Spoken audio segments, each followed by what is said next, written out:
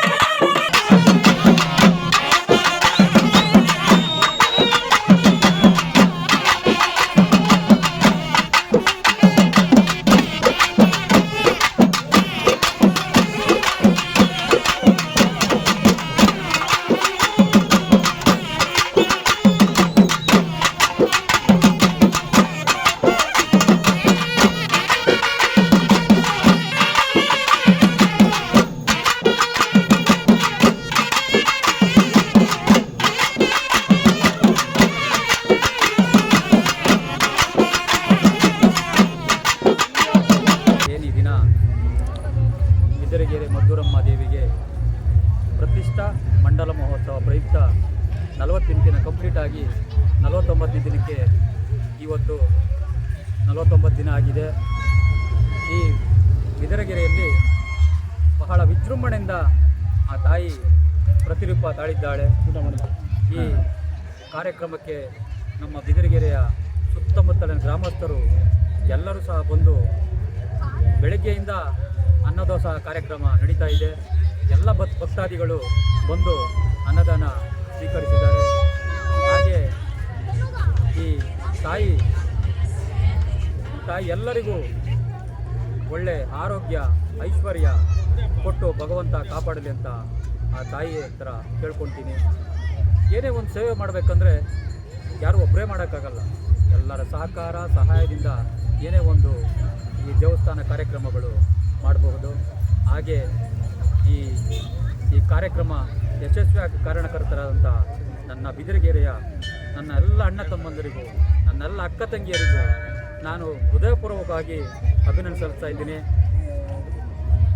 ಏನು ಈ ತಾಯಿ ಯಾವುದೇ ಜಾತಿ ಜನಾಂಗಕ್ಕೆ ಸೀಮಿತವಾದರಲ್ಲ. ದೇವರು ಎಲ್ರಿಗೂ ಒಂದೇ. ಈ ತಾಯಿ ಎಲ್ಲರಿಗೂ ಸಹ ಒಳ್ಳೆ ಆರೋಗ್ಯ ಐಶ್ವರ್ಯ ಕೊಟ್ಟು ಭಗವಂತ ಕಾಪಾಡಲಿ ಅಂತ ಕೇಳ್ಕೊತಾ ಇದ್ದೀನಿ. ಹಾಗೆ ಮೊದಲನೇದಾಗಿ ಈ ದೇವಾಲಯ ನಿರ್ಮಾಣ ಮಾಡುವುದರಲ್ಲಿ ಎಲ್ಲರೂ 100 ರೂಪಾಯಿಯಿಂದ ಸುಮಾರು ಜನ ಸಹಾಯ ಮಾಡಿದ್ದಾರೆ. ಅವರಿಗೆ ಈ ತಾಯಿ ಆರೋಗ್ಯ ಐಶ್ವರ್ಯ ಭಗವಂತ ಕೊಟ್ಟು ಇನ್ನೂ ಉತ್ತಮ ರೀತಿಯಲ್ಲಿ ಅಭಿವೃದ್ಧಿ ಕಾರ್ಯಗಳಿಗೆ ಈ ಸಹಾಯ ಏನು ಕಷ್ಟದಲ್ಲಿದ್ದ ಸಹಾಯ ಮಾಡಬೇಕು.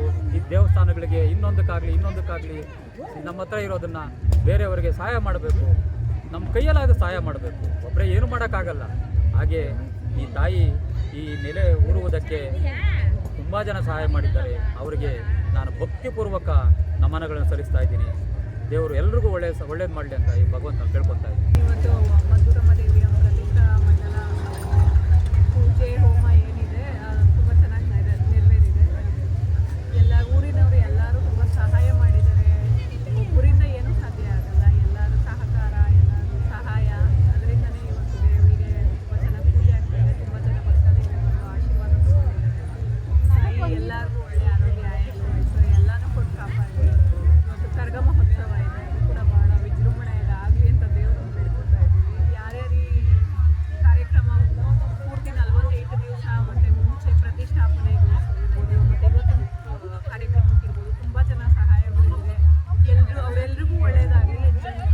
ದೇವಿ ಎಲ್ಲರಿಗೂ ಒಳ್ಳೇದು ಮಾಡಲಿ. ಸಹಾಯ ಮಾಡಿದವರು ಇಲ್ಲದವರು ಅಂತೇಳಿ ಎಲ್ಲರಿಗೂ ಒಳ್ಳೆಯದಾಗಲಿ. ಎಲ್ಲರೂ ಚೆನ್ನಾಗಿ.